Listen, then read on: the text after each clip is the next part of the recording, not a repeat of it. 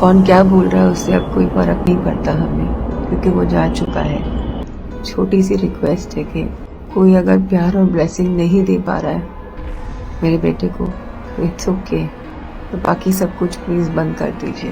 Food blogger चटोरी Rajni इस समय काफी मुश्किल दौर से गुजर रही हैं। चटोरी रजनी के जवान 17 साल के इकलौते बेटे तरण जैन की रोड एक्सीडेंट में मौत हो गई। एक पल में यूट्यूबर की पूरी दुनिया मानो थम सी गई।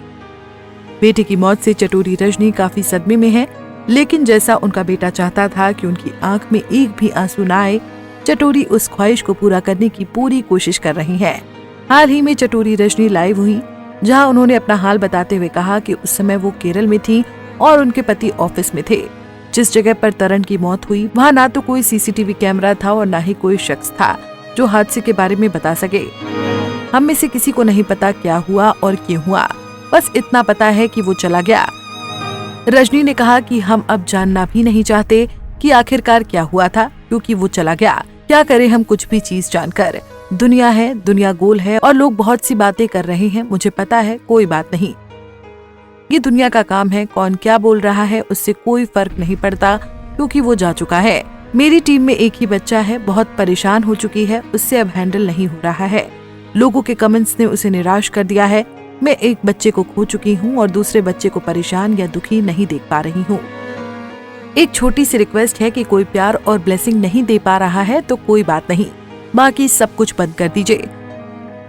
दरअसल बेटे के निधन के बाद चटोरी रजनी ने एक कार्यक्रम रखा, जो एक पार्टी की तरह ही ऑर्गेनाइज किया गया, जिसमें तरण के कई दोस्त भी शामिल हुए।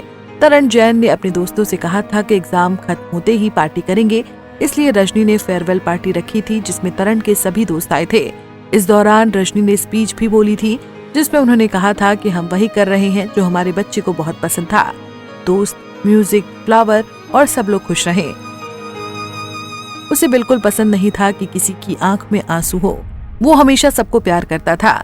ये कार्यक्रम सिर्फ तरण के लिए नहीं, बल्कि उन तमाम लोगों के लिए है जो उससे बहुत प्यार करते हैं। मैं बता नहीं सकती कि मेरी क्या हालत है। वो एक गया है मेरा बच्चा, लेकिन मुझे इतने सारे बच्चे देकर गया है वो।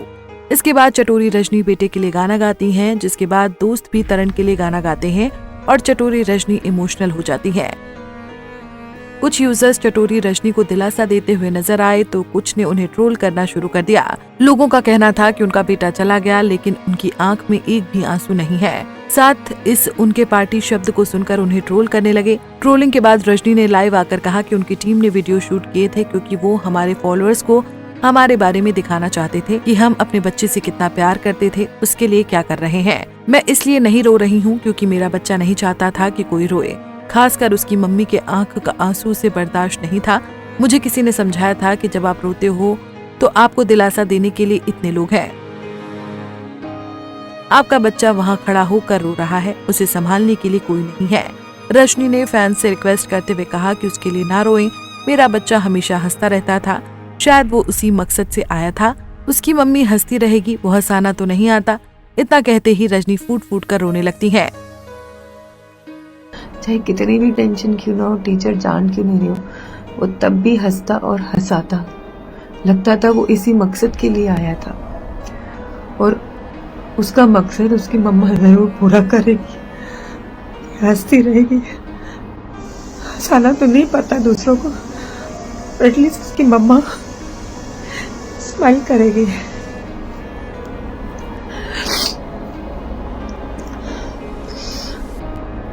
Thank you. जो मेरा दूसरा बच्चा है, जो मेरी टीम है, मेरी टीम में इकलौता एक बच्चा है जिससे मैं बहुत प्यार करती हूँ। प्लीज अब उसके पीछे मत पड़िए। बता दें कि चटोरी रजनी अपने YouTube चैनल पर अपने बेटे के लिए नई नई डिशेस बनाती थी। यहाँ उनके बेटे संग नोकझोंक भी नजर आती थी, लेकिन उनका बेटा यूं दुनिया को अलविदा कह जाएगा, किसी ने नहीं सोचा था।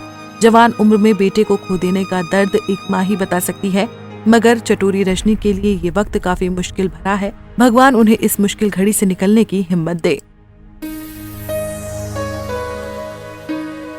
ऐसे ही और वीडियोस के लिए आप नारी के पेज को YouTube पर सब्सक्राइब, Facebook पर लाइक और Insta पर फॉलो करना ना भूलें।